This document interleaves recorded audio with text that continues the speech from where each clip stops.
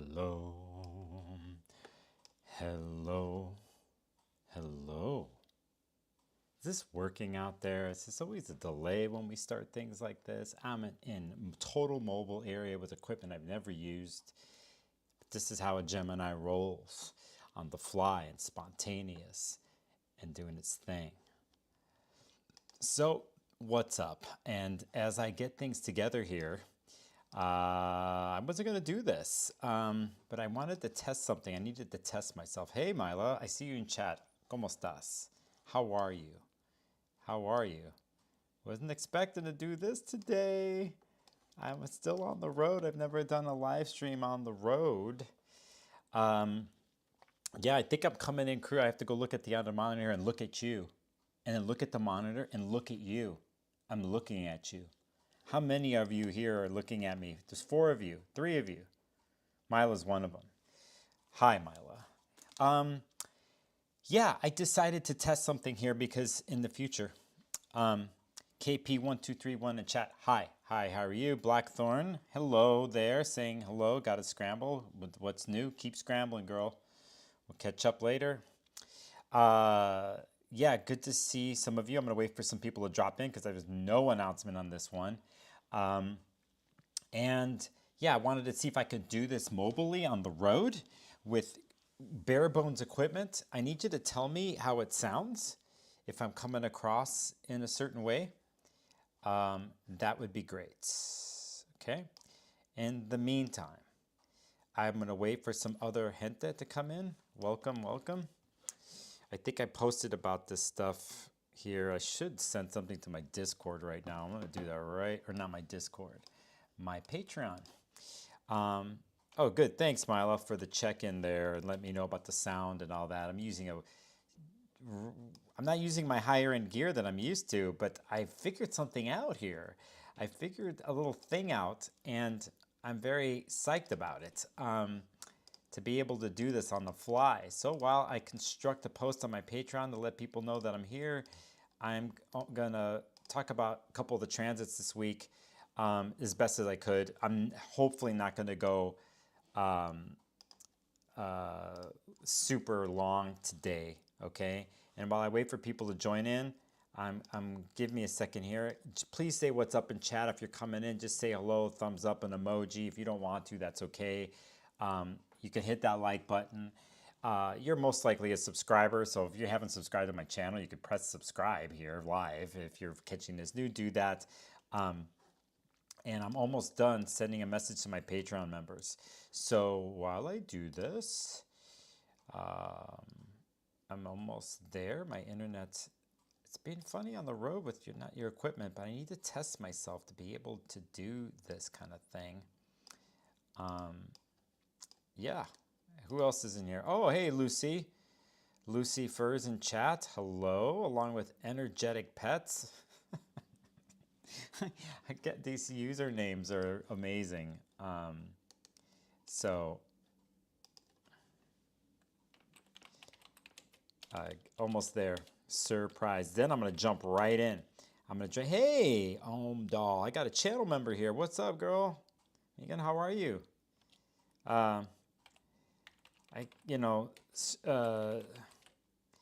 Yeah, so let me do something here. I'm sending this out. Oh man, see, I'm getting tangled up. My experiment's already being weird right now. Oh, I see what's happening here. I see what's going on. Let me publish this. Hold on.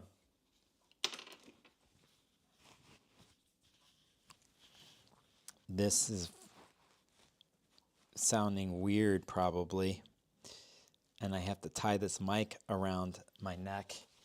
And see, this is what I use for my wireless recordings. And I wanted to know if I could use this setup when I'm streaming live into my computer. And I think it's working. I can't hear myself, so you'll let me know. All right, so, hey, Scorpio 6. Hi, stranger. Long time no talk. It's a joke. I did have earlier today, my paid channel members and Patreon members were in on a Zoom call with me that I'm doing once a month. So yeah. Oh, thanks, y'all. Thank you, Blackthorn. Sounds better now. That's good. It's closer. And who else in chat? Cosmic Supermarket with a tiger striped emoji fish. It's beautiful. It looks tropical. Like that's like a type of fish that's very rare and that you would find in some rare, like, southern hemisphere tropical reef or something. Hope it's cosmic in your world. Hey Mandy, hello. Yeah, so okay, cool. This is working. This is working. Ha ha ha ha ha ha. Technology. All right. So hey, guess what's happening? Guess what's happening officially here in about so many minutes. At 5:59 p.m. we have Mars in Cancer officially stationing. Stop going backwards. And that's it. Life is over. Life is good. We made a good run of it, didn't we? Didn't the retrogrades? What would we do without retrograde, planetary retrogrades? Now what? Boring. Boring.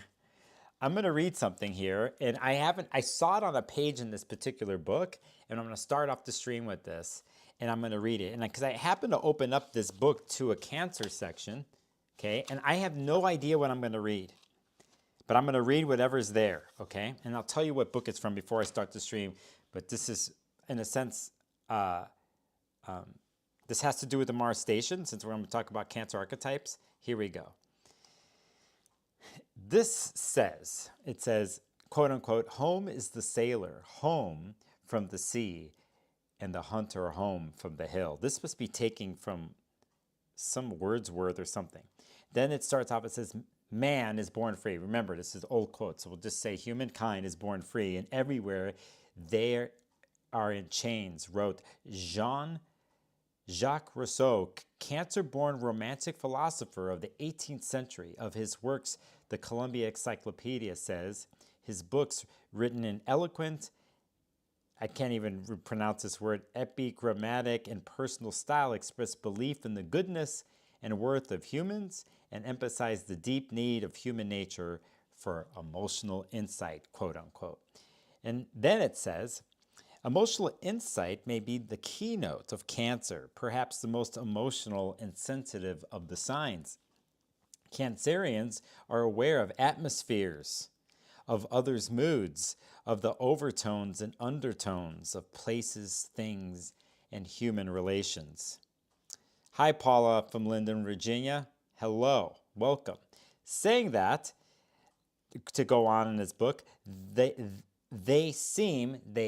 being Cancer, seem constantly to have their antenna out, listening with the ears of the spirit to vibrations and emanations that may be lost to others.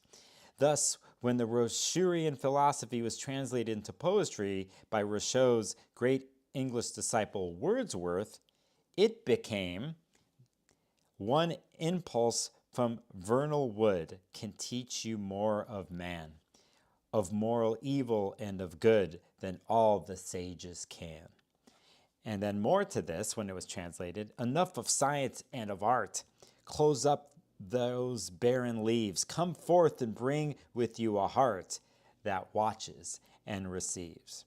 That heart that quote unquote watches and receives, that gets impulses from surroundings, living in a characteristic Cancerian frame of reference. Cancerians should read the article on Taurus's greatest strength on page 39. I'll tell you what book this is here in a second. So, anyway, I thought I'd say that.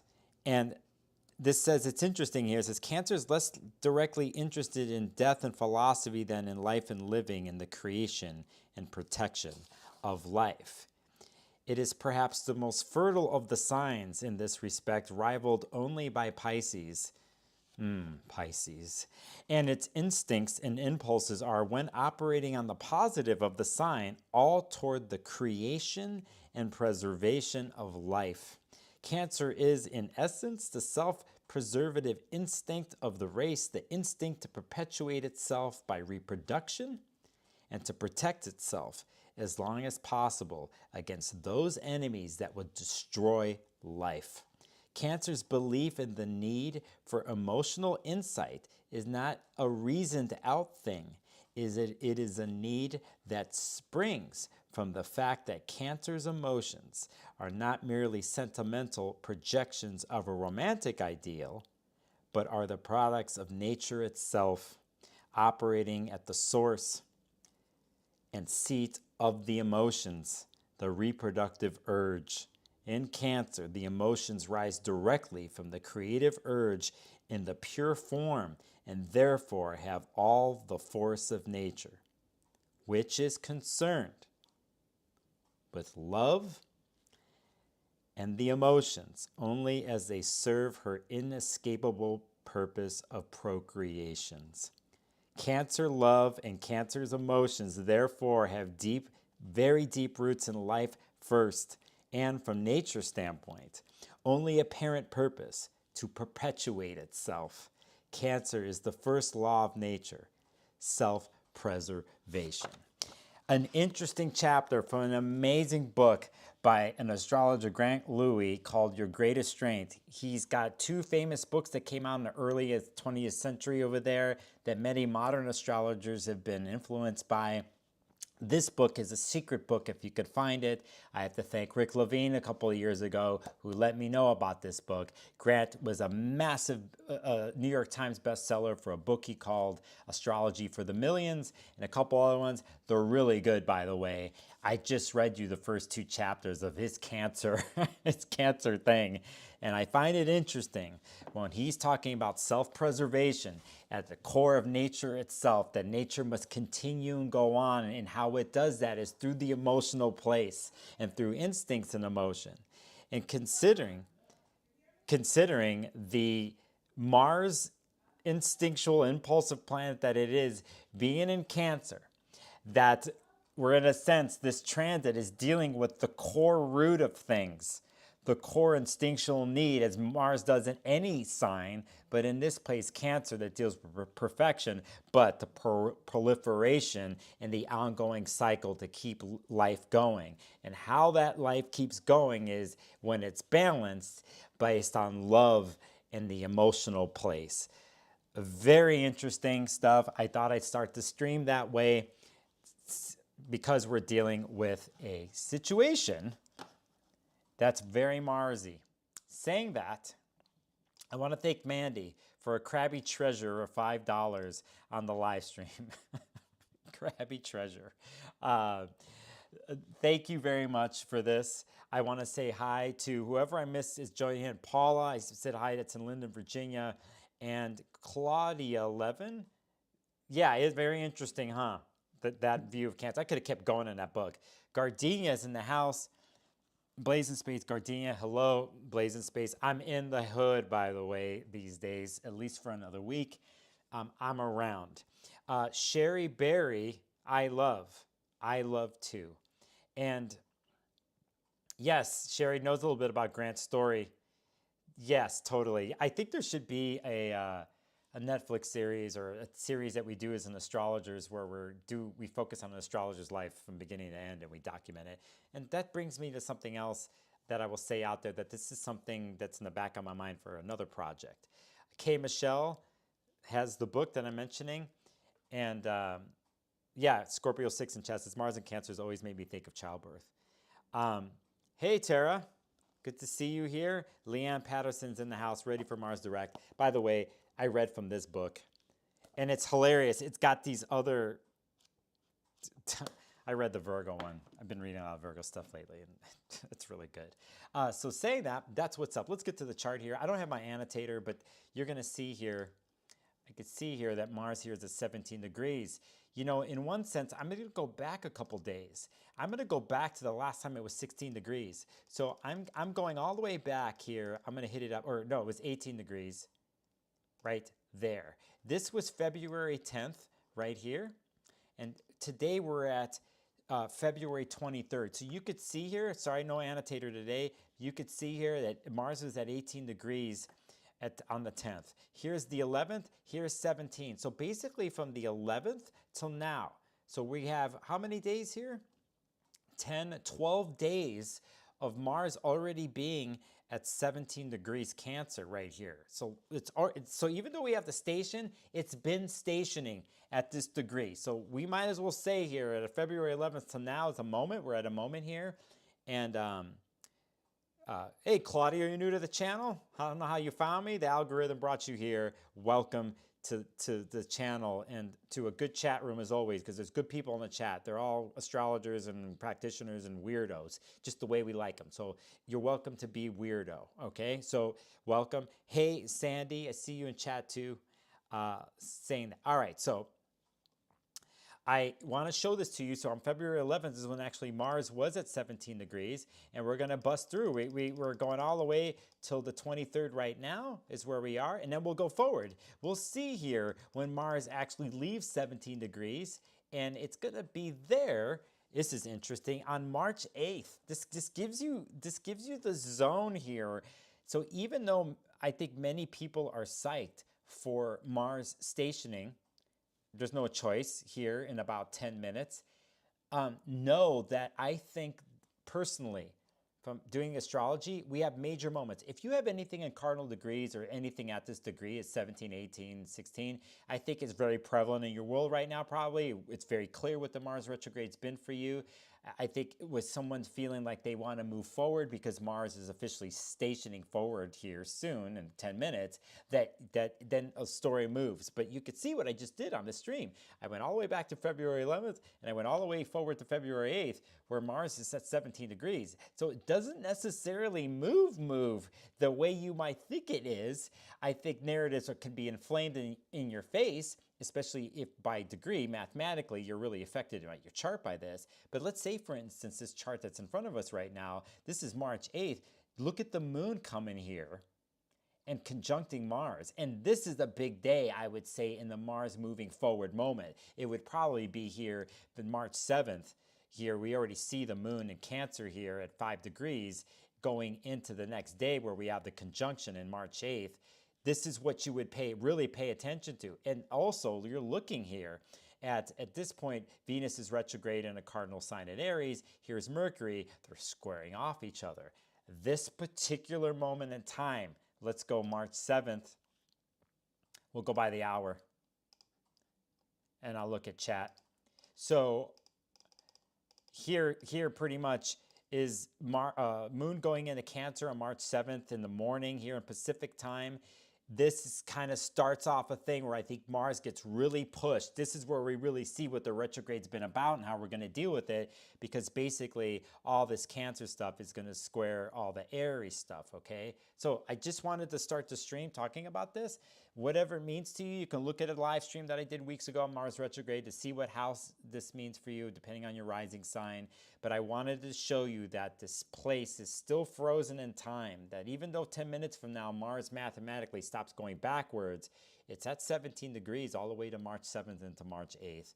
And it's very important to note that if you're you're rearing at the gate, you want to shoot out the gate Mars-wise, or you're sick of the stupid story because it's driving you crazy or whatever, you've been in pure protection mode and argumentative mode, or the steam has been like building up to blow out somehow, if it's that type of Marsy situation, or if you have been picking up the clues since December, till now with Mars, of what Mars does when it goes backwards, because it can't function on all cylinders to move forward, to take initiative and to take action and to be impulsive, right? So one has to question how they do that in the Cancer part of their chart. One has to have reviewing of this, which has happened, redefinition of this. Now you get to paying attention to astrology and you're like, at 5:55, 10 minutes from now, it's going to do it. I'm ready to roll. And I'm like, wait a second. I'd be careful with that one, considering that Mars is at that degree until March 8th. You could do a gradual wanting to move forward and take action from now into the 8th is what I would recommend, especially if it's been a sensitive issue and touching sore spots, dealing with the past, etc., and having to understand and redo and rewire the past or past habits. you know, the things that we have a tendency to do in Cancer archetypal story, especially if it had to do with survival, like the stuff I was reading from this book. Like inherently, the sign is wanting to reproduce, to come from an instinctual survival place, also to create a protection space in order for that survival to happen. So if it's pure survival mode, emotional survival mode, think how everyone is amped up. Think about like situations out there with people and how sensitive they are to this stuff. Do you all of a sudden burst out of the gate here? And I'm of the person that says no, like you take it as steps, right?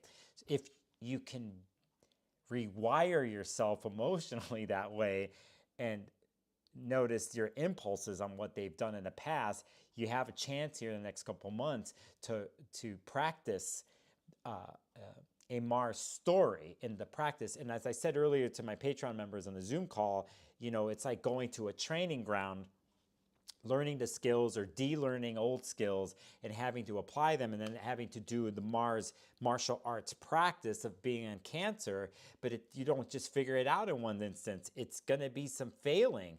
But the thing is to be repetitive in a consistent manner. Whew. Canada Dry, what's up, girl? I see you in chat. That's some thoughts I want to bring up here, and I'll go back to right now. And here we are with a Mars station. And I want to say that if you notice here in this Mars station, what's happening is that the moon is in Capricorn directly opposite Mars. So this is another reason why I am like, hold your horses, you know, that's good. Get excited, great. But just hold your horses here now and the next day and a half, because there is a thing here with Saturn involved in this, because Saturn rules Capricorn. But Saturn's in a decent place considering here. It's 20 degrees Pisces, trining Mars, and actually connecting with the moon here. Practicality wins in the next 24 hours, okay? If you don't know what I'm talking about, and this is foreign to you, put it this way. I don't think it matters what time zone you're in right now, and if you're in the future. The future I'd like to see and be in, regardless, is I would make sure your body temperature is at your liking.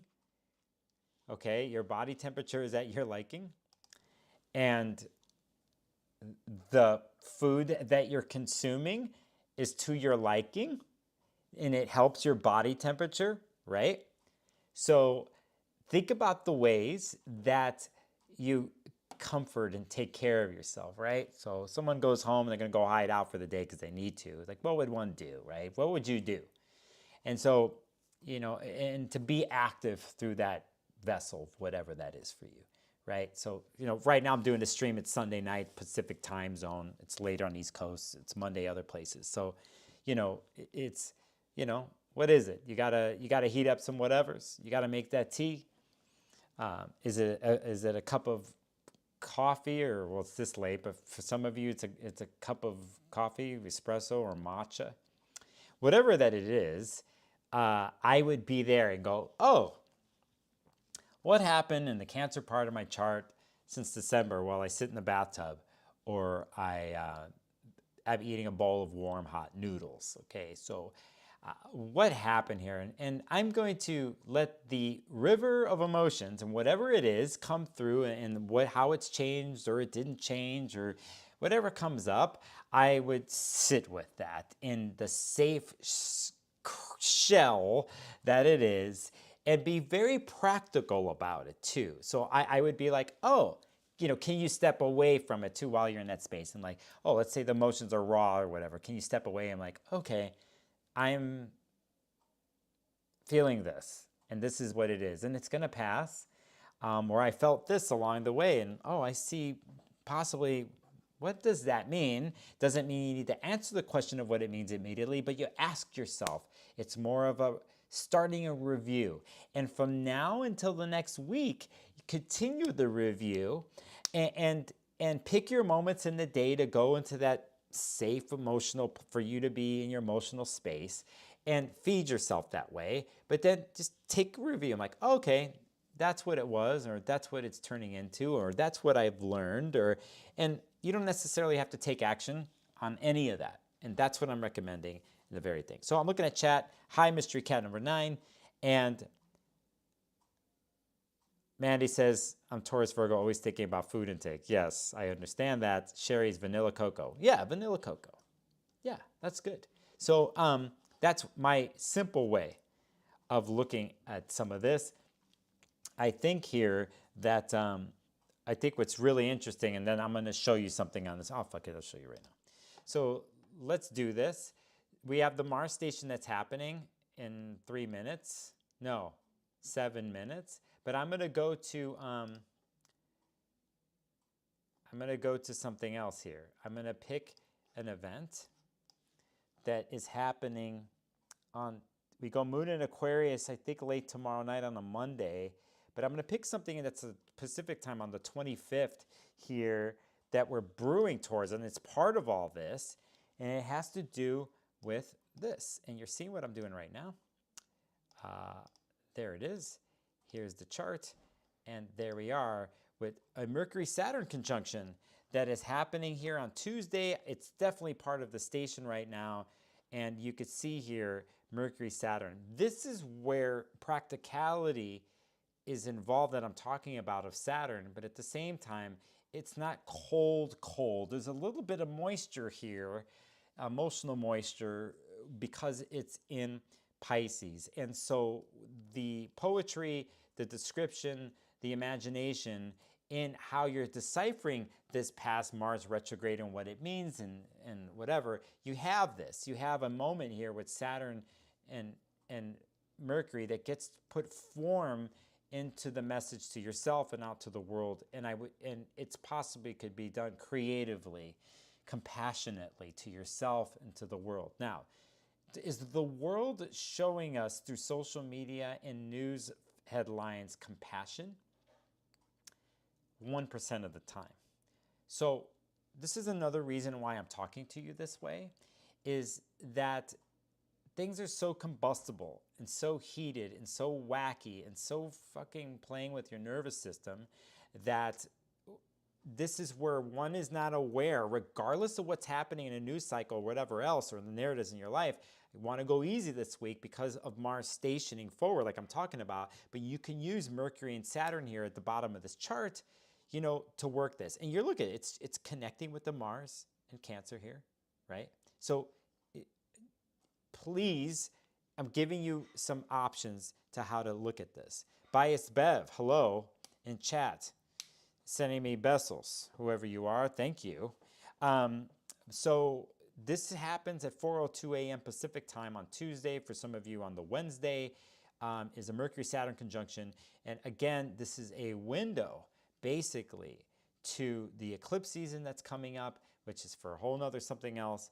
But start making notes. Literally start taking notes with an orange pen, whatever kind of colored pen that you want, and write about it, create with it, let yourself swim in those thoughts, let Mercury in Pisces guide you to the place, but with some sort of repetitive mantra or structure, Saturn, in all this, and water signs. I think it will help a current Mars in Cancer situation. We dig this because later on down the line, I think things get a little hot and heavy here by the time we get into the weekend. Okay, so I'll get to that. Hey, Orphic Astrology, what's up? Says, what's up in chat? Orphic says, such a witchy transit. Yes. Saturn, Mercury, cult knowledge, practice, trine Mars, sorcery. Not surprising of a comment from you, my friend, and thank you for that one. They know what's up. And by the way, this brings to a thing. Think about the words Orphic Astrology is using here. It's a witchy transit, occult, source, and a sorcery. Okay, now, any of you watching out there are like, oh, that's not me. I'm not a witchy person, or I don't know. Let's say those words throw you off a little bit. If they do, I would suggest a stance and openness to what those words mean even, and to go into a place of research what it means from an empowering point of view. And I think it's an interesting time we live in, because we as practitioners, whatever you do, if you're watching this stream, I think you're connecting with words like that, okay? So I'm going to assume that. But let's say you're not. Let's say it's some kind of weird, like, this is the type of thing that is yours to own and to do what you want with. So if we see occult knowledge, there's many different facets of occult knowledge, right? But whatever you pick and choose, or the combination thereof, you make it your own knowledge, right? So I really like what Orphic Astrology is writing here from a remediational view of things, because we pick and choose our ways of doing this, but we make it our own.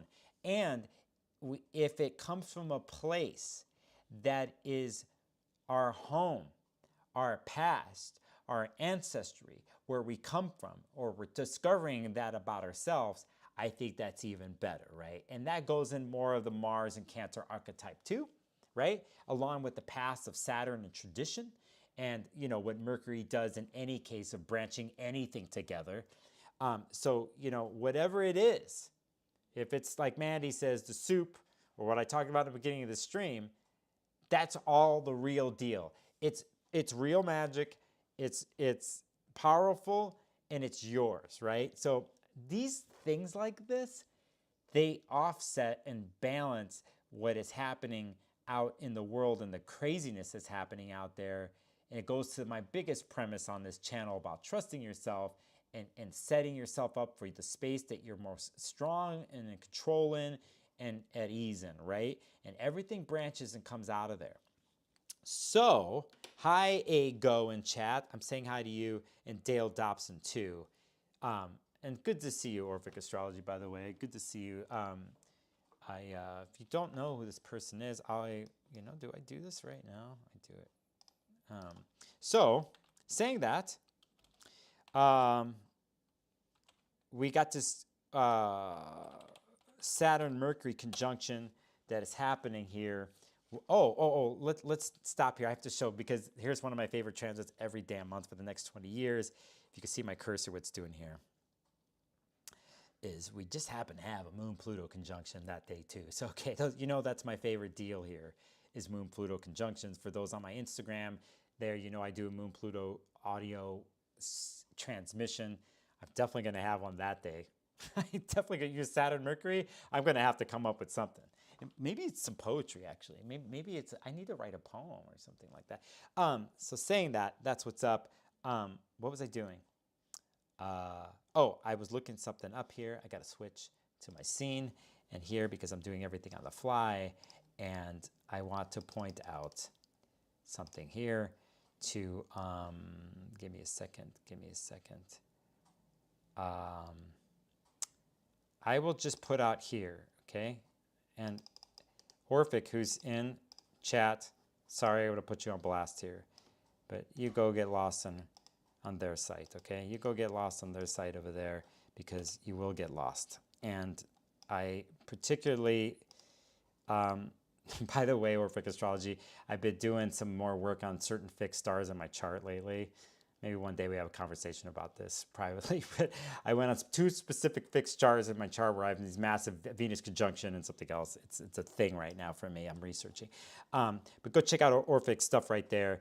And if there's a blog part of that place of your site, that's where I would say to go there. Okay, so anyway, hey, Tanya Stone, and Scorpio Muse is here too. Hey, to both of you, what's up? All right, so Saturn-Mercury conjunction on the Tuesday, along with a Moon-Pluto conjunction. And then we go late Wednesday night Pacific time. We have Pluto, or Moon goes void, of course, for like 10 hours. And then we get to the place here. You see, this is what I love about this week. That's why I couldn't let a live stream go here, because I'm on a thing. Hey, Angela, I got another paid subscriber here. What's up? What's up, Angela? Good. I'm glad I went live. I don't even know how many people are here. How many people? Oh, okay, I got a nice bunch of you. So let's move here, because we're talking about the Saturn-Mercury thing, but the Piscean thing doesn't end. And when we get to Thursday, well, you obviously know what's coming up here, what I'm about to do. Some of you do. When we get to Thursday, we're going to get to here. My time is Thursday, Friday, Venus day for some, Jupiter day for others. It's the new moon that's going to happen in Pisces here at 9 degrees. Moon goes into Pisces at 12:46 a.m. on Pacific time. And then we go in like 4 and some hours later. By the way, we are at the exact station right now. So saying that, new moonish. All right, let's do this. Let's do this like we don't know what's going on, okay? And now in chat, you're looking at this chart. Now I'm really going to mess with you. I'm really going to mess with you here because let's see if I could do it. Oh, I don't have it on here where I turn the aspects off. God damn. I'm on a different computer. I want you to tell me, you got it, my friend. Okay, I want you to tell me the first aspect that you see in this chart and put it in chat. Don't think too much about this. Just look at the damn screen and pick the first thing that you think is important, okay? Because there's many things in this chart, and hopefully you could decipher it on the phone if you're on a phone or whatever. We're going to go over it, but I want the chat to tell me what they're seeing, and try to keep it as simple as possible. Even if you don't know what the fuck is going on, you're like, oh, I see the blue something doing something to the red something. So Mila says new moon. Yes, new moon. By the way, new moon. You know, on this channel, we deal with what happens before new moon. So we're dealing with balsamic phase. We're dealing with an interesting balsamic phase as the Aquarius moon is before this, but then there's a massive 10-hour moon void, and then moon goes into Pisces at 12:46. So for 4 hours, we do have balsamic Pisces moon, okay? So anyway, all right, so Sandy in chat says Grand Trine in water, okay? This is interesting. They're catching it here. I know why you're saying this, because of the bottom of the chart, at least where it's cast for Portland, Oregon, is Scorpio. So for those here, it's different. And anywhere else, you're going to see a different ascendant in top and bottom of the chart, okay? But the energy is so intense to take action. Last week protested. Good job, Sandy, by the way. Gave blood. Whoa. Literally given blood. Mars, Mercury, and Pisces, Sun, Venus, and Aries. Oh yeah, that makes sense for you. Tanya says Scorpio moon node thing. Yes. Lisa says Pisces stellium. Okay, so let's take a look at that. The last time we had a version of a Pisces stellium was so many weeks ago, or it's going to be a month ago. It's 3 weeks ago. Remember I did a video called Pisces Love Potion? I was in Australia when I did this. That's when Venus was still in Pisces and the moon came through, and it came through and hit Sun, Saturn, all of this, right? So it's a little different this time because Venus is not there, but the main components are still there. The Sun is different, but Jupiter is ruling this whole thing in Gemini. That has not changed. So there's that, okay? So new moon. Now, I'll just keep going here. We have new moons. Here's Sun and Moon. We have a Mercury conjunct Saturn that's still in a play from earlier in the week. We have this Neptune North Node thing you're seeing here that's already been in play. We're going to go look to the ruler of all this, and it's Jupiter in Gemini.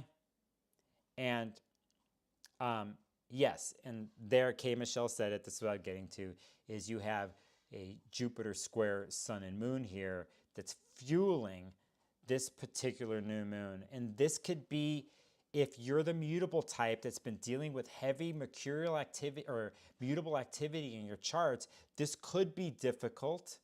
We'll keep it there in the storyline, but doesn't have to be. And the reason it doesn't have to be is I think if you do some of the Mercury Saturn stuff earlier in the week on the way to the new moon, it helps you do this because basically Jupiter in Gemini is ruled by that Mercury.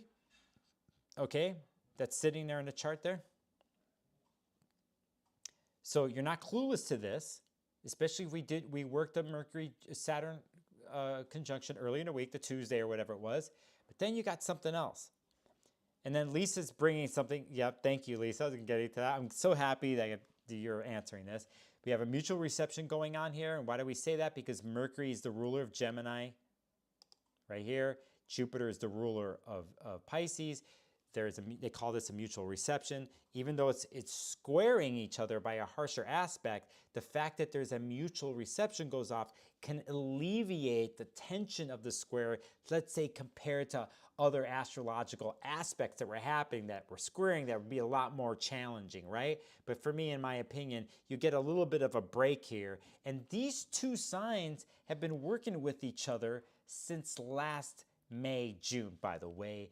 Gemini and Pisces. It's not like they're strangers to each other. They've been in tandem in a Saturn-Jupiter square for more than since last year, midpoint last year, and then we're still playing it out until June of this year. So these two things aren't strangers, okay? Now, this thing, if you haven't caught this yet, is Venus. And here you see Venus in Aries, the fire sign, which is getting... Think about this. You see where this is. And those who don't know, and I'm going to get to this here in the next chart, Venus is slowing down. It's already slowing down. Disappearing in the sky, by the way. It's not there what it was, how bright it was. Remember how bright it was the last 2 months? It's about to disappear. We know this because we're about to do the retrograde with Venus. Venus here at 10 degrees is in an opportunistic relationship with Jupiter. And I think this is a great lunation. To be honest, forget about the rising signs in the midheaven and IC that you see here. Compared to lunations for the whole year, this isn't that bad actually. And I think if one has been doing the work in the mutable parts of your chart since last year, and then when we had the first Jupiter-Saturn square that happened in August or the end of summer in the northern hemisphere last year, winter in southern, and then we just did the other square at the end of 2024 with a Mercury retrograde that was involved. And then here we are at this place right here, you know, you should know how to work this. And if you don't, just use Saturn and Mercury on this one. Trust me. On Instagram the other day, I was like, if you're going to pick any planet that's going to guide you through eclipse season, through Venus retrograde, Mercury retrograde, everything that's about to happen in the next month and a half, I would follow Mercury in all of this because he's just transmitting the messages, even if they're confusing during a retrograde. He's leading you through. Venus is leading us through too. She's doing it too, just at a different pace and a different level. But they are, in a sense, working in tandem together on this one. But Mercury's the player. And I always talk about this with retrograde cycles with Mercury, but if it's connected to an eclipse, it's connected with a wider planetary square that's a theme for a year, it's connected with a major Saturn transit that's been going on for 2.5 years in Pisces. If you need the tool to play with, it's Mercury. And it's helping you out in other ways too, because it'll help you out with the current Mars situation and the Venus situation down the line. Saying that, that is what you're seeing here. Then I will throw this chart up because it's basically the next day. Well, actually, let's actually go to this because Mercury here, I need to show this to you. I'm not done yet. How can I forget this part? Because this is, let me see what I wrote down here. Oh yes, that's right. Now Mercury here, to make this final on the new moon here, where the hell, there's Uranus right here at 23 degrees. We have another amazing sextile that's happening between water and earth and fire and air. So that's why I like this lunation. I think it's really good. I think it sets you up for things in the next month if you need the guiding force. This upcoming week and the new moon sets you up to get through the eclipses, get through a Venus stationing going backwards, get through a fiery Mars or a Mars that's going to just start to get rearing out of the gate, that's going to crash and burn in its application, like I talked about earlier. Here on this lunation, set yourself up for the next month. I really like it. Venus, Jupiter, sextile, Mercury, Uranus, sextile, and we have some other flowing, like we mentioned, deal. Okay, now there's more to this, but I'm going to get into it, but we got to mention at 1:37 a.m. Thursday, on the 27th, before this new moon happens at 4:44 p.m., we have Mercury sextile Uranus. Moon is going to do its thing for the new moon. Oh, we got a longer balsamic time that day, actually. I like that. Actually, I like that. I like as much balsamic as possible when the moon is in Pisces, the better. And talk about silent. death place. You know what I mean? Like, talk about like being in the darkest of dark. Now, I said that to you, right? You know, I say the darkest of dark. And gauge how you take what I've just said, right? Now, for me, you see, I'm all hyped about it. Like, I'm like, I want to be in the darkest of dark. If you don't know and are not comfortable with that, I encourage you, before the new moon happens, so even for that part, the 12 hours before the new moon, that you do your version of being in the darkest of dark places as a place of rootedness and an intention of ending a cycle, and the messages that come through there that you just let come through you. You don't have to take any actions. You don't have to do anything. Just set the space up for that in your own mind or your own home or whatever it is. You don't have to do it with me. And if you're uncomfortable with doing it, just feel it out. Just feel it out, okay? And try. Because for me, these balsamic moon places, I've been really working with them for the last 2 years. And I was working with, ritual with this. And since I've been on the run a little bit, rituals anywhere I am or anywhere you are. But that is part of the new moon. That going into the new moon, balsamic is part of the cycle. They're not separated. And there's magic in all of that. There's magic in that liminal place, that process. And I think especially here, especially in the sign of Pisces, because it has a insight, I think a natural way of being in the unknown and trusting unknown or even the dark, which is part of life, and the mystery that is there, pure mystery. So getting comfortable with that and trusting spaces like that and understanding what that means for you can be very powerful in your life, right? So on the way to the new moon, it's just a suggestion. You do your thing, whatever that it is. But, for me, and I'm looking at chat here with Orphic Astrology saying Hecate or Hecate's favorite evening meal. Yes, speaking of triple goddess. But there's different ways of doing this. But on a simple level, it could be the tea that you make and you're alone and like, oh, today, if you're in America, this is happening during the day, the balsamic part of it, until the new moon at 4:44 p.m. is when it happens officially. But on that way, it's like, you got to do things in life and do things, but can you take a time out and just for 5 minutes, if you put the intention like, oh, this lunar cycle for the month is ending. It's the nothing place. I went through the whole cycle of the month. I'm completely letting it all go. The dirt has been cleaned. Everything's been harvested. Everything is it's nothing. And what happens in that place for you? Just go check it out. Just try it. Hey, Maximum Rising. See you in chat. So, rant gone about that. We're going into the new moon here, and Mercury's in the middle of all this, and that Mercury's in the middle of the new moon and the middle of the balsamic place. Mercury's the player this week.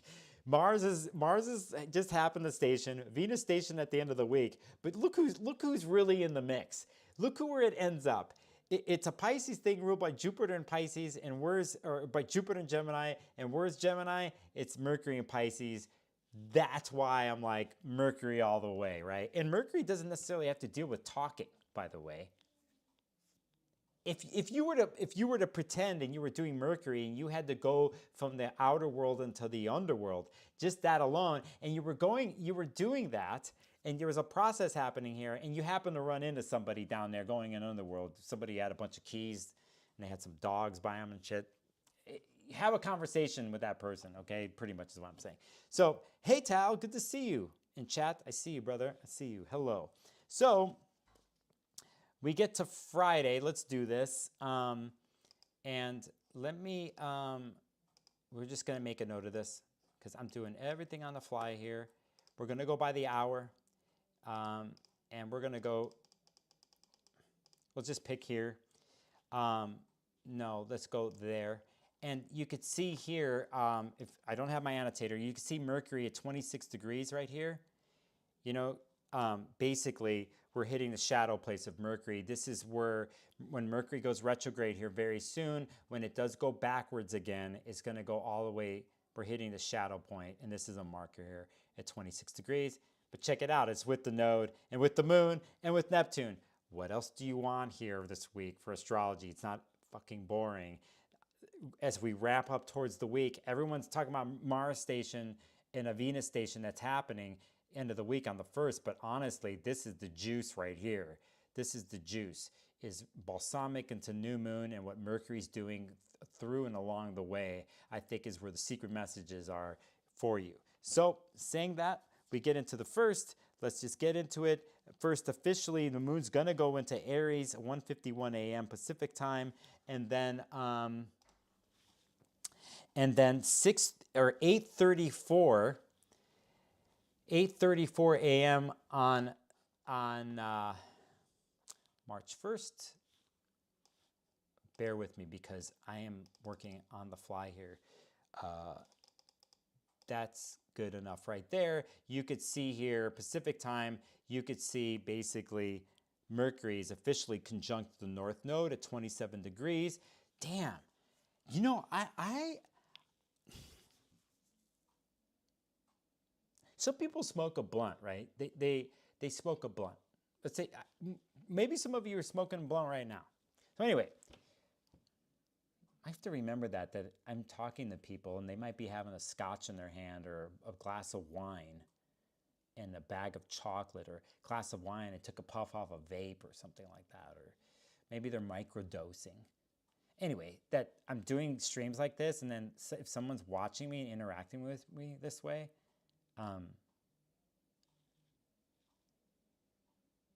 like the messaging, what I'm saying to you, and how you're taking it in, especially if you're transitory. So not even smoking a blunt. Let's say you just came out of the bath, right?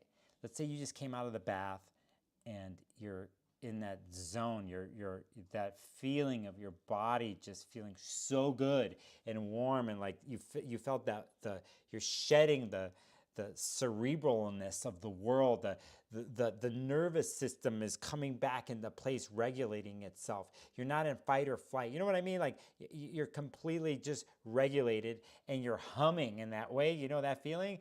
That, and then you're, let's say, listening to me and I'm giving you the message. That little place, that little feeling of something beyond the harder material reality of the world, and you go to the other place, the golden place. I think balsamic into new moon and right after that is all about that. So, you know, feel this one out this week, because if you can catch that sweetness and the message is there, or you're just in that floaty place and then you're taking in the information around you in the world and your environment, that's always there, by the way, because anybody who does anything that's like, you're like gonna take a trip out, you're gonna do it, you're gonna microdose, you're gonna do something like that, you're like, oh, that's always around, or you're seeing things you don't normally see, or your senses are picking up things you don't normally sense. It's like, that's actually happening all the time. It's just, you're engaged in other ways in the world of survival mode in certain ways, but then we get to places of safety, but past the safety part of just like feeling just present and really good, and then you're taking in information from the world through your senses. That's where the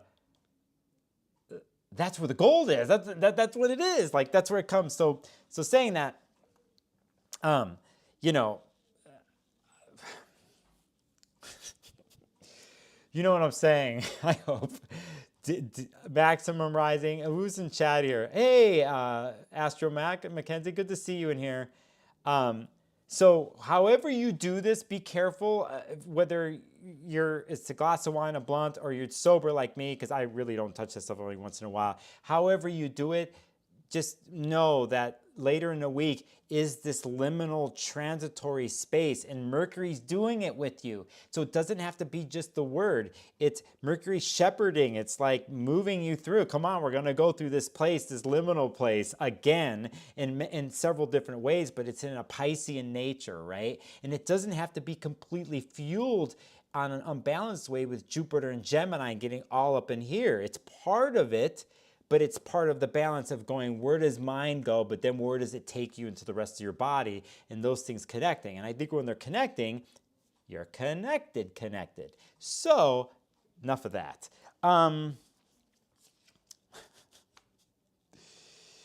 Mercury North Node conjunction, which is another doorway to the eclipse. It's coming up. So saying that, that happens at 8:34 a.m. And then we have basically right here,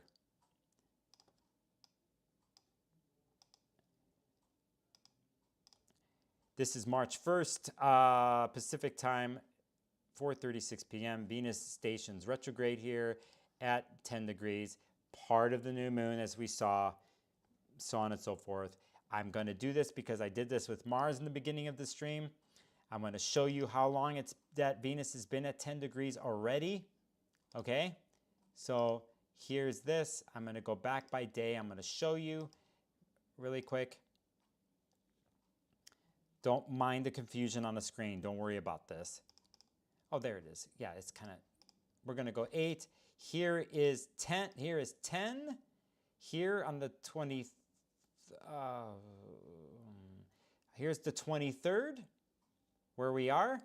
And then you see this whole week, it's at 10 degrees all the way until we get to here on March 1st. So we got a week of 10 degrees here with the moon, accentuating the Venus station here on March 1st.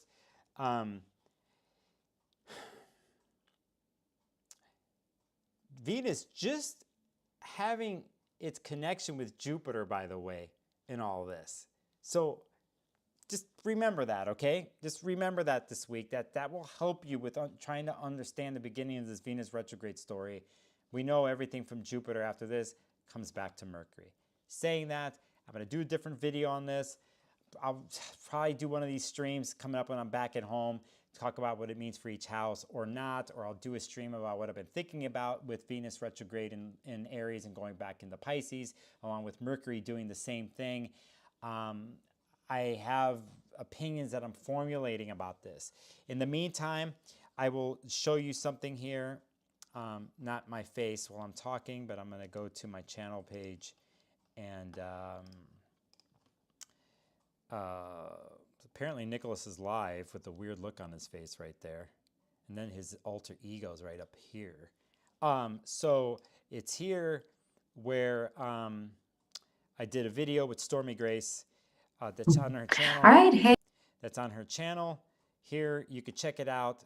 We just talk about an interesting overview of it all, not super detailed, but I'll throw this in chat. Please go over and watch the video, make a comment, say hi to Stormy on her channel. She's just such a great person to talk to. She invited me on a channel. I dig Stormy, such a good person. I will throw this in chat, wherever my chat window is. But I have something I'm working on to talk about all this, my view of it, okay? And there's so many, obviously, you're going to read so many different views. It's just great.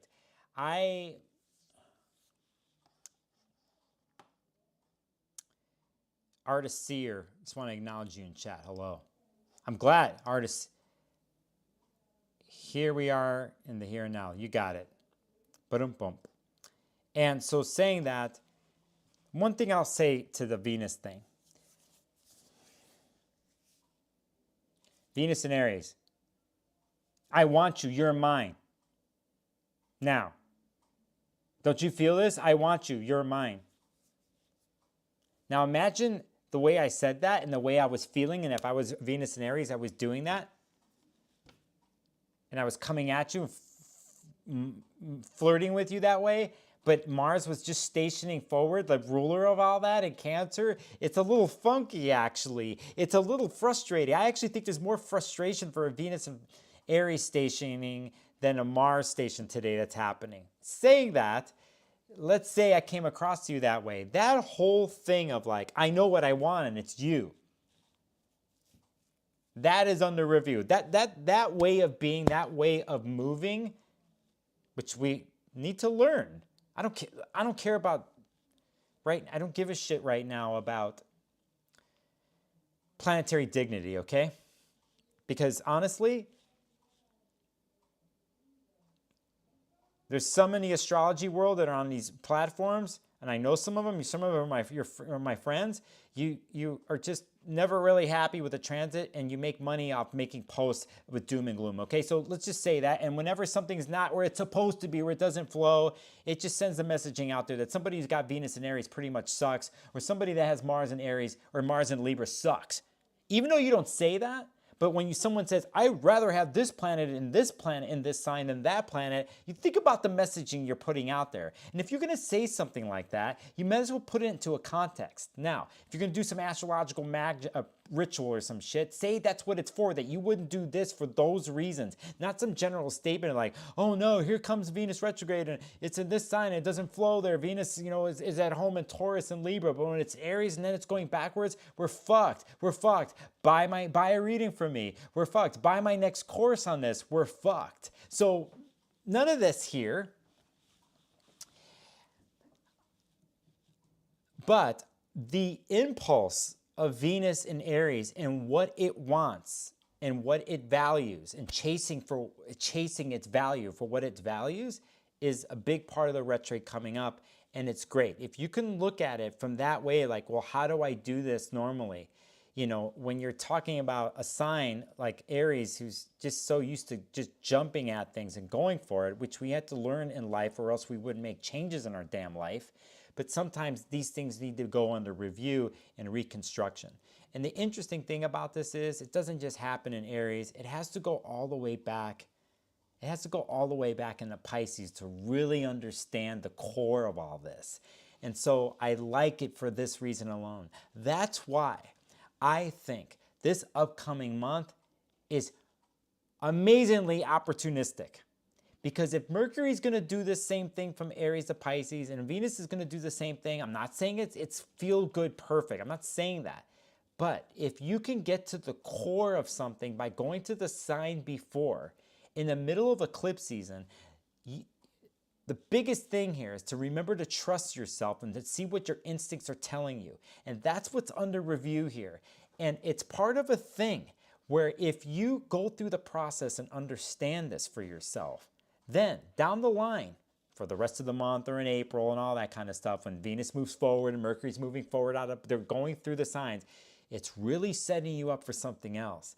And that something else has to do with the place that's 29 degree Pisces and 0 degrees Aries. It is pretty much the foundation of the major astrological aspects of this year. Any astrologer that you have followed on YouTube or whatever mentioned Neptune and Saturn going into Aries, Pluto in 0 degrees Aquarius, Uranus going into Gemini at 0 degrees. They all are pointing to the 0 degrees Aries place or the 29 degrees of the sign before, basically mutable. So every major planet is involved in here down the line this year. So basically what's in front of you is a practice session of the era of fire and air that's about to come towards your way.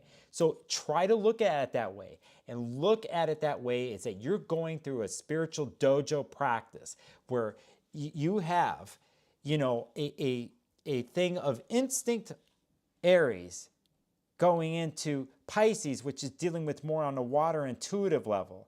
And how do you balance the two? And what is weighted more on one side or the other? But regardless, there's no way out of this. You go from power, instinct, or wanting to initiate and move forward, and you can't, to going back into like, wait a second, I have to go to the root of all things, of everything and nothing in Pisces, and I have to explore this place, and I have to understand this place of how this sets up instinct, impulse, decision-making down the line. And this is where you balance the raw, impulsive, survival nature of yourself with the intuitive nature, right? The unseen nature of things, and how you merge the two together. So luckily, Venus gets to do this, and I think and Mercury is the big helper along the way. And when we get to March, the week of March 20th, and all this stuff, we have a power-packed, amazing week that is rare. And we have interesting things with Venus and the Sun and Mercury and the Sun all within days. And I don't know what else you want. I don't know what else you want when you're hitting 0 degrees Aries points and then planets going back into 29, 28 degrees Pisces, and they're hitting Neptune and hitting Saturn again. You get to have all the planets involved in the whole damn thing. So for me, is it going to be difficult for some people? All transits are. But if you take the thing of like the outlook of like, I'm about to understand what it is to finalize a cycle, and then what it is to enter in a new era in my own personal life, and then out there in the world, then you could feel like you have a little bit of control of the drivers of the wheel, you know? It's, you know, and for some of us, it comes easier than others. And that's what we take retrogrades for. The planets are at their most powerful, I think, during retrogrades. And what else do you want? You have a Mars stationing forward right now as we're doing this. That's part of the next month. You have Venus going backwards with Mercury in eclipses. If you want stuff to change, if you need to understand something about your world and those certain places of your chart, it doesn't get any better than this than fucking setting yourself off, you know? And down the line, later on, when we hit these places of, you know, Neptune going into Aries, Saturn going into Aries, all this stuff, we get into 2026, you're going to remember this particular 2 months because it sets you up for the bigger story down the line. Okay, so that's my thing off the top of my head. And I want to thank Angela, by the way, for a super chat. I don't know if I got to this. Thank you. Hearten you up. Titi and X is here. Denise, impulse can be exciting. I think that's the whole point. By the way, I think that's the whole point, isn't it? You know, when you're impulsively doing something, the chemicals are going off in your body. Now, this is for better or worse, right? This is where one deals with certain aspects of their life, whether impulse is good or whether the impulsive actions, they become detrimental in someone's life, you know, of having to rewire where your impulse comes from. But I think in general, whether it's horrible for yourself or it's good, it's because it's setting off excitement in your body chemically and then in other ways, right? And this goes back to like Mars stationing today, that I think we are easy with this impulse this week. Saying that, Scorpio 6X says, Christopher Warnock says those quote unquote bad placements make you a badass. It's like silver spoons versus street smarts. Oh, that's a really good, that's really good. Glad you mentioned that, another way of saying it. So listen, I'm not saying for anybody to not like the original rules of astrology. You have to learn the base core things with any practice. But we also have to remember the time that we're living in and how that applies, and also how knowledge is ever morphing, that we take base core knowledge, but it's always growing. And so to understand the balance of that, you know, and one can get very dogmatic. I'm a very fixed sign person, but can you find the intricate movement between new and modern and everything? So Denise, Mercury's pulling the water skier. That's actually really good too. Hey, Dreamscapes, thanks for the super chat. Look at this color. It's like sky blue. Measured impulse. That's a good way of saying it, actually. And hey, Yasmina. Yasmina's in the chat here. How are you? I think I'm done. How much time has passed? I'm an hour and 8 in.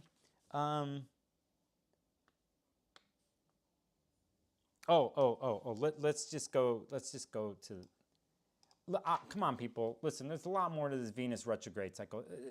A lot of cool videos out there. A lot of information from the myth and archetype perspective, from the steps of all this. Again, I'm going to be doing some of my own stuff. You know, I'm going to talk about certain aspects that are going to happen in March into April, and probably do some weird streams when I'm with my regular gear that are going to be more.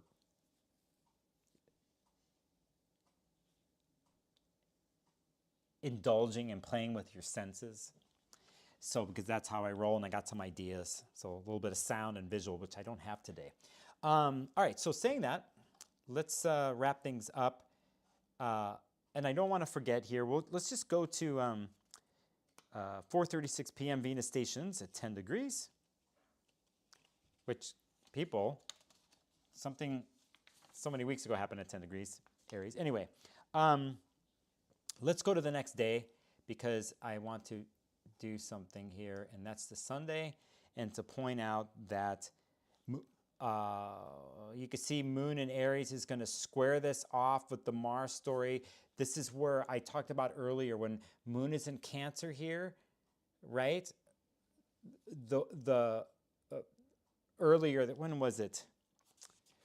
Oh, I talked about on the 7th or 8th of March that when Moon is conjunct Cancer, I think is a major chapter in the story for the Mars retrograde story that's moving forward. This is one of those moments when Moon is squaring Mars here. This is on the 2nd, the 1st into the 2nd.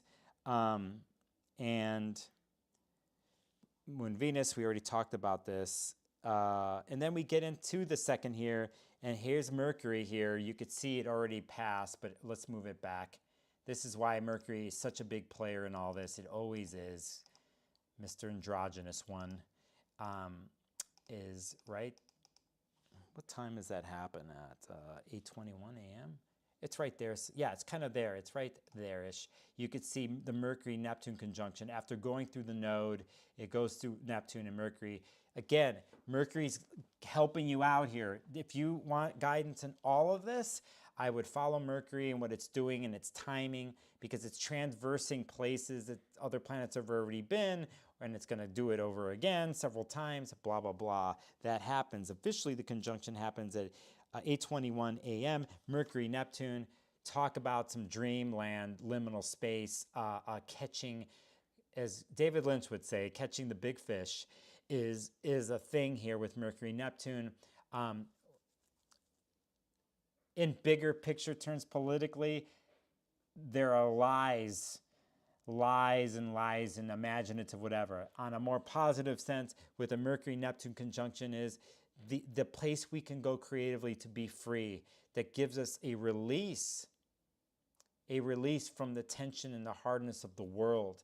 And Neptune casts its beautiful veil over Mercury, and Mercury gets to speak its message through that veil. And so you could see here, you know, that within days this week with Mercury, with connections to Uranus, with the balsamic, with Saturn, the node, and Neptune, how really Mercury is the big key player here in the next 7 to 8 days.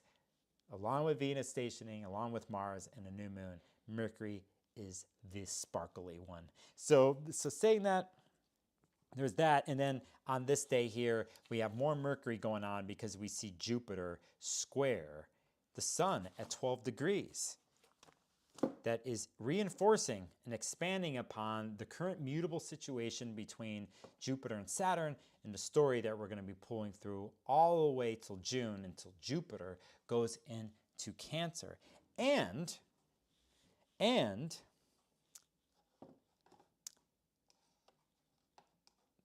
thank you, James Sanders, for the super chat, my friend. Hey man, send me some music, dude. You got to, like, your glyph. I know you're a musician. Like, send me on an email. Like, if there's anything you play and do, I'm not to put you on the spot. I'm not asking you to do it publicly, but send me some stuff that you're into. So saying that, I want to remind you of something here, okay? And I'll do it in front of you, okay?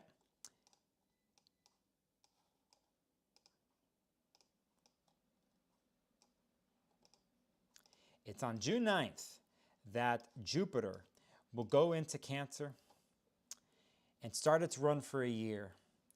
This is a reminder to end the stream here, as we talked about a Mars station in Cancer, that Jupiter is going to enter this water sign of Cancer and slowly, through a year, going to hit the whole 30 degrees that Mars has done since October here, when we had the first ingress of Mars into Cancer, and then now in this retrograde out back to 17. Jupiter's going to do this. here's the interesting point here. I'm going to show you something just for kicks.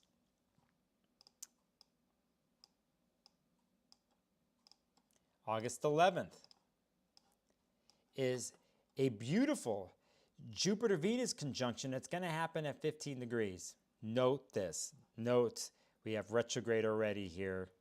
I won't get into that. You could already see what's happening here in the rest of the chart if you're already looking up this stuff. But know that we have that coming here, right? Then it's on November 11th. It's incredible that Jupiter is going to enter in Cancer in June and completely steamroll through the sign all the way until it gets to 25 degrees here on November 11th, where it's going to turn retrograde, right? So here, know that basically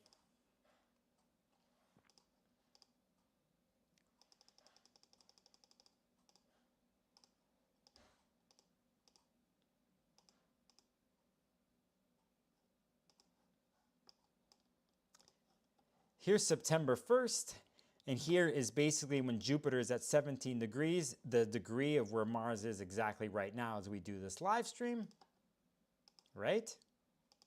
We can even go there, 16 degrees, August 24th. We go 17, it keeps going along to 18, right? All right.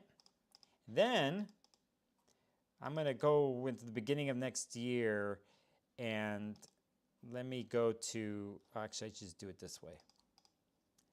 Here is March 10th of 2026. This is when Jupiter goes forward from its retrograde cycle in Cancer, and you could see basically right here, it is at 15 degrees, pretty much at the degree here, a couple degrees back from where Mars stationed today. So I'm saying this to you because for those watching who have been wondering about this Mars retrograde in Cancer, what it is, what's going on, how you will apply things for the next 2 months while Mars goes through into Cancer, and apply all the lessons you've learned really since October of last year with Mars in Cancer.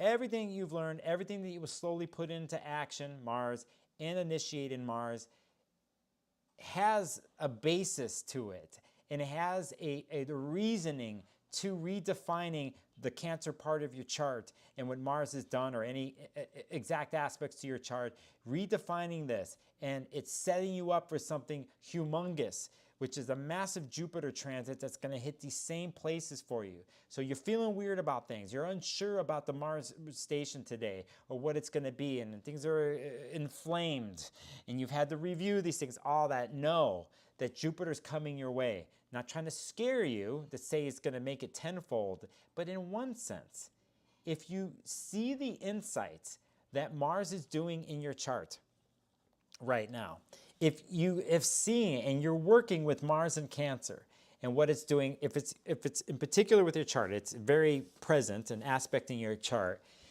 I'm giving you a swift kick in the ass right here, because it's like, if you don't feel on point, well, feel on point in the next 2 months. Try to understand the messaging and the lessons of this, because you're basically setting yourself up for a massive Jupiter transit that's going to come your way.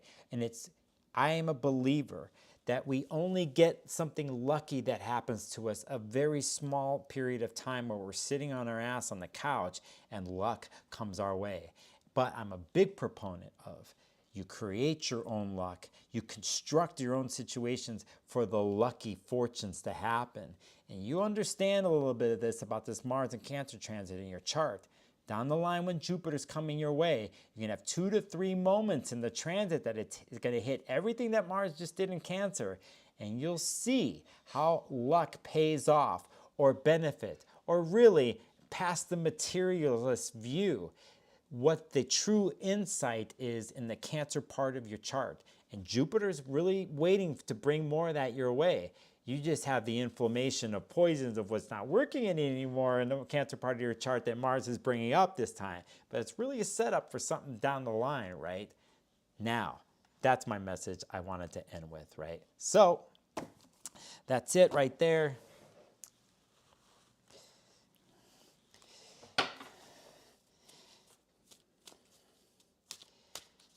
Okay, I have to plug myself because I was told I don't plug myself enough. I'm not, Lisa writes, luck equals opportunity plus prep. Well said. All right, so I don't plug myself enough. I was told by colleagues and friends, you don't ask people to subscribe. Okay, people, please subscribe to my channel if you haven't right now and hit the like button. And then what else was I told to do? Call to actions. So, hey, I'm available for readings. I'm supposed to, I got to do this. I need to go to the doctor, and I need to pay my rent. And what else do I need to do? What else do I need to do with money? I need to survive. I need to eat. We all do. And here, I have sessions here available. If you're a Patreon member, a paid Patreon member to my channel, and a paid YouTube channel member, in the next 24 hours, I'm about to send out the seasonal code for all of you, if you're that. I'm back to doing payment plans. I stopped doing it for a while because I needed to. I needed to take a break from it, but I'm up to doing payment plans. If you are wanting to do a session with me, you have something in particular in mind, especially if you know the eclipses are tripping you out or freaking you out a little bit, these retrogrades. I'm really good at working with this stuff. You go to my info down there at sparklesofgold@outlook.com. You'll see it. You email me. You just tell me the truth. This is the situation I'm in. I can pay you this in 3 payments at the max, 2 payments. I will set it up with you privately. Please trust me and honor what I do. And for the most part, I have people who've been really good with this with me over the last couple of years, who've honored what I've done and stuck to their ritual with me on this. And so I'm open again to doing this. And so if you feel called to, know that you come my way, we'll work something out, okay? Especially these days. I think we're at an important place here emotionally, and we don't want to get lost. We want to keep our head above water. The link's in the chat with this.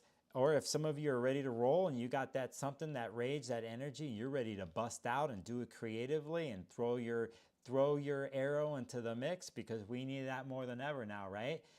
I'm up to helping you with that too. And remember this, when it comes to creativity and sometimes being public with your creativity, that you're doing this to connect because you trust yourself. You're preparing yourself for always things that are bigger.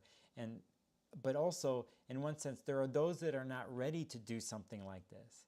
And what you do creatively, regardless of the money and the outcome, because you feel the deep need to do it creatively. You never know who's watching what you're doing.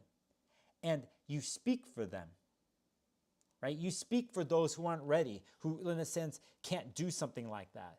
Remember that too, that what seems to be so minuscule in your world, or, oh, it's just this thing that I made. And I'm like, no, let's just take a look at what you made. And like, this is incredible what you just did. Look at this. And other people see that and they might not even comment or say anything, but they see something afar, a stranger on the other side of the world. And they're watching and they're looking at that. And somehow it hits them. It comes through them. Somehow the ritual that you've created enters their world and they change.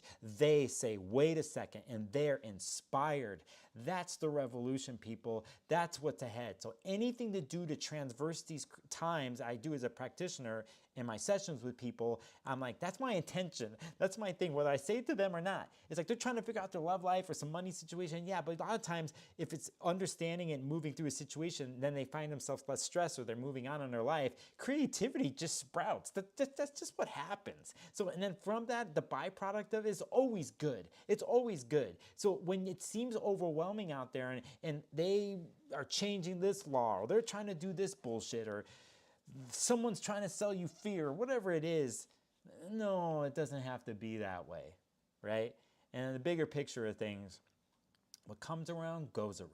So saying that, if you're ever interested, you hit me up with a session, payment plans. I don't care, man. I'll work it out with you.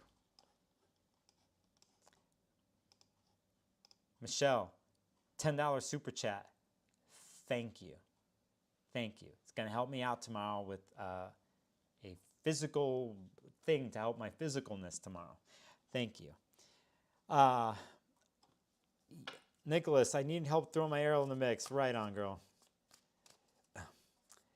Right, okay, here's a little thing for you. Think about your, picture the arrow.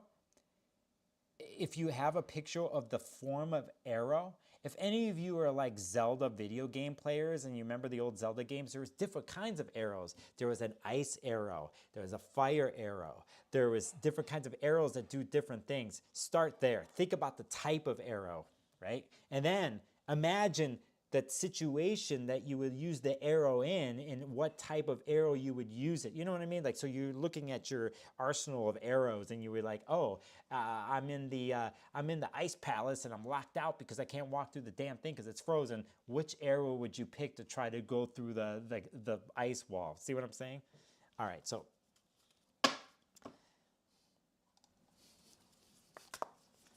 my new rig's working.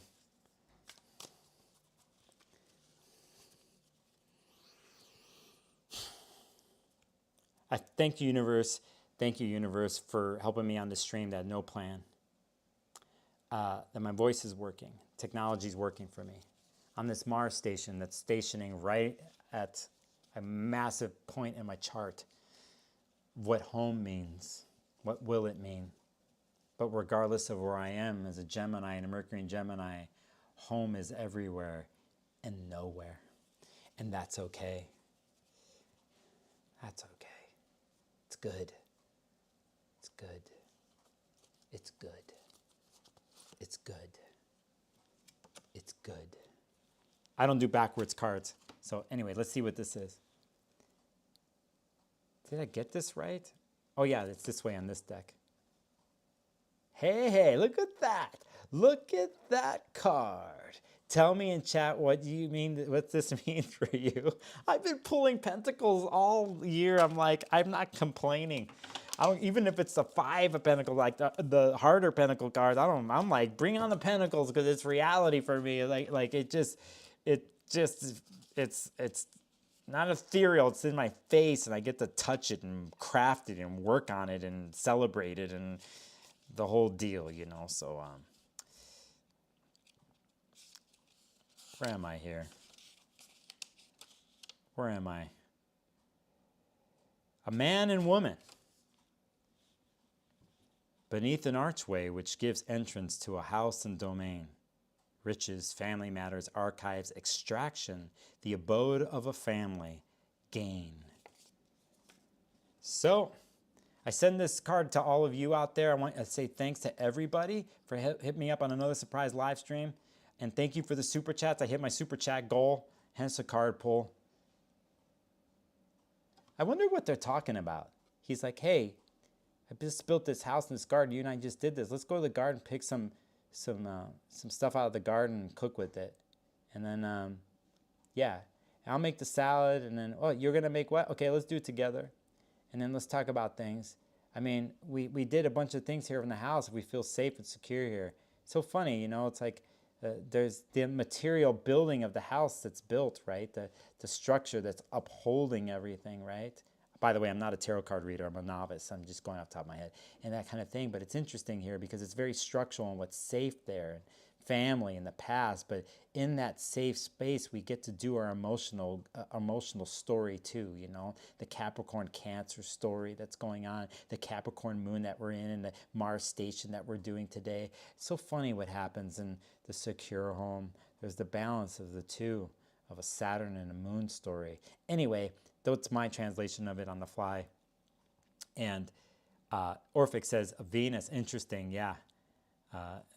Denise says, everyone is involved, even the dog. That's right, the dog is right there. There's a couple of them. My hounds. What else is in the picture? Oh, it's so interesting. You see the little younger kid behind the mom kind of right there, right? Okay, and then what else we got going on?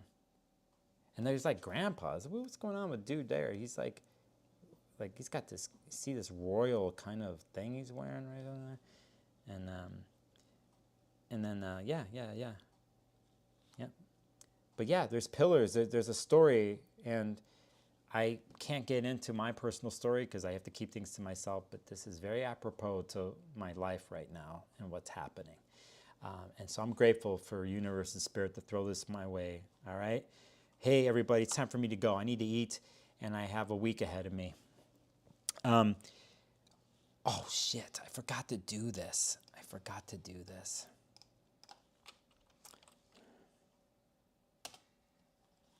I'm going to show you something. I wanted to do this. I always do this. Come on, man. It's the Washington State Astrological Association.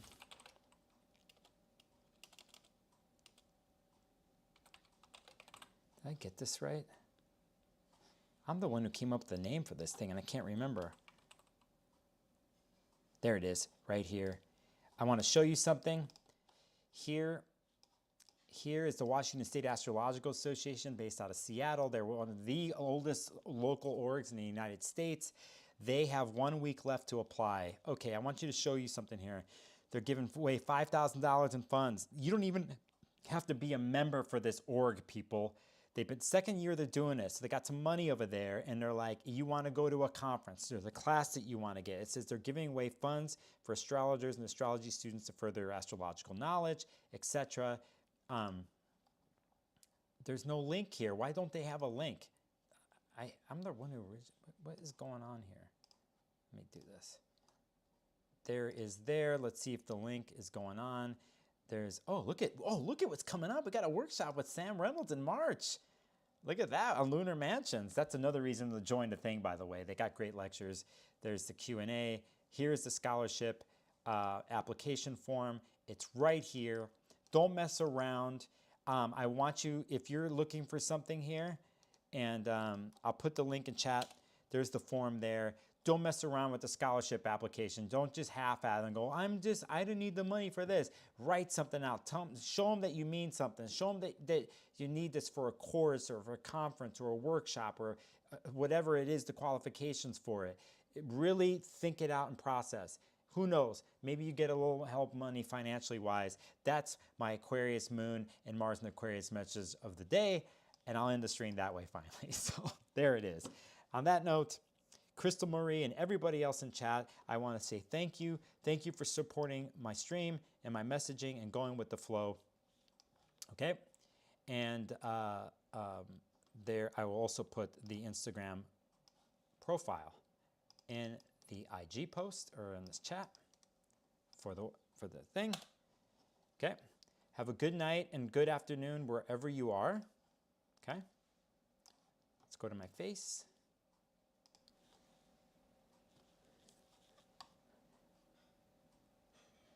Yeah.